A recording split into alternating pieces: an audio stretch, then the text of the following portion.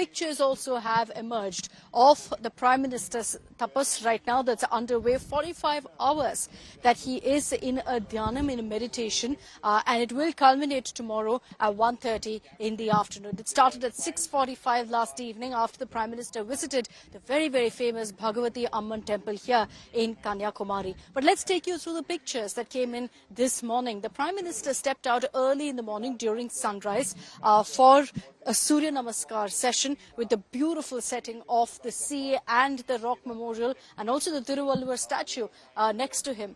Then after that, he was also seen performing a puja of the rising sun, a ritual where he's seen worshipping the Surya, worshipping the sun god.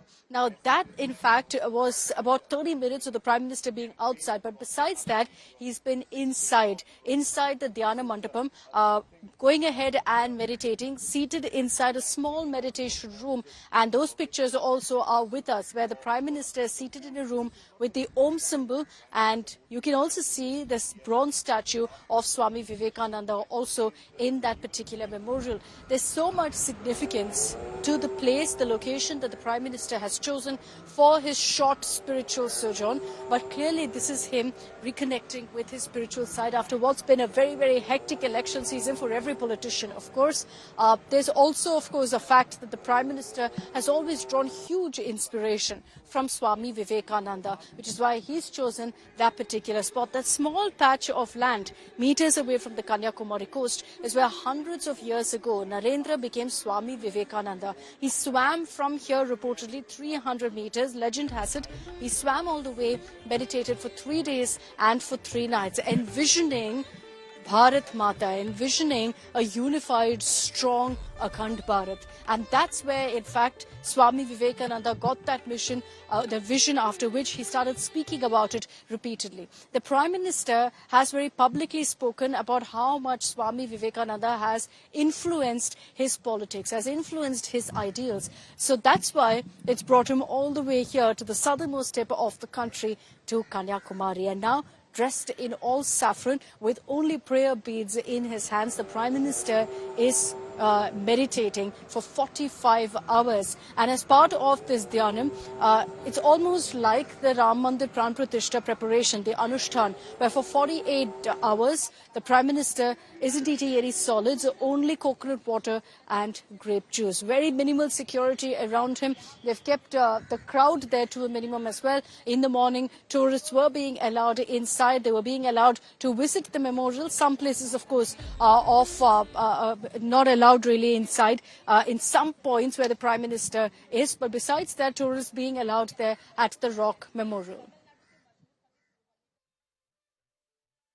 Divya स्थान है, दिव्य दृष्टि प्राप्त हुई है विवेकानंद जी विश्व में प्रसिद्ध हुए थे, और वह साधना कुछ ऐसे होते हैं जिसके पास उनको ऊर्जा मिलती है, शक्ति मिलती है, और ध्यान से, और ऐसी स्थिति में वो भी माननीय प्रधानमंत्री जी गए हैं और ध्यान करेंगे। ध्यान करने के बाद उनकी शक्ति और ऊर्जा मिलेगी, जिससे कि वह उनको वो सक्षम होंगे अपने कार्य करने में। Okay, let's bring in Pramod Madhav, who's joining us live right now from Kanyakumari with more details. He is joining us from another point, but again, any place you go to in Kanyakumari, you'll find a beautiful scenic location. And Pramod, take it away, what's happening there? Because, you know, as far as the Prime Minister's visit is concerned, we're halfway through it. Tomorrow, the Prime Minister will be heading back to the national capital from Kanyakumari. But this dhyanam and the arrangements made at the Rock Memorial, what's the impact it's had really on this beautiful coastal town, Pramod?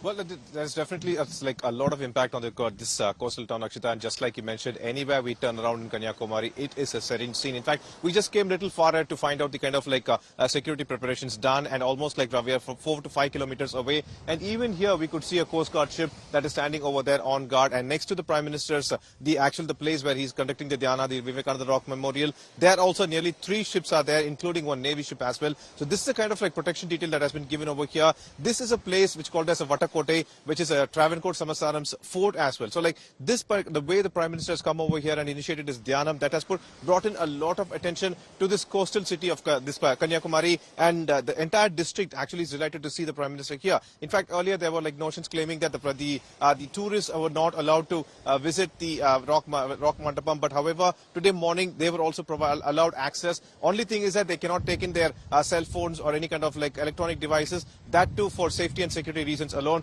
That everything else is like the people over here are also thrilled to see the Prime Minister who has come to Kanyakumari. That way, him meditating in Kanyakumari has definitely brought in a lot of concentration to this particular district, Akshita.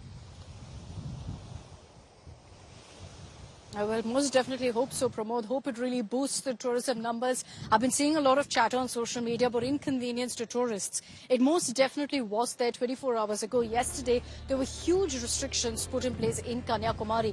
But almost a minute after the Prime Minister took that boat, they opened up the entire area, allowed tourists to visit some of the most popular sites, including the Rock Memorial behind me, where the Prime Minister is, with just, of course, restrictions, like Pramod said, of phones not being allowed for obvious security reasons.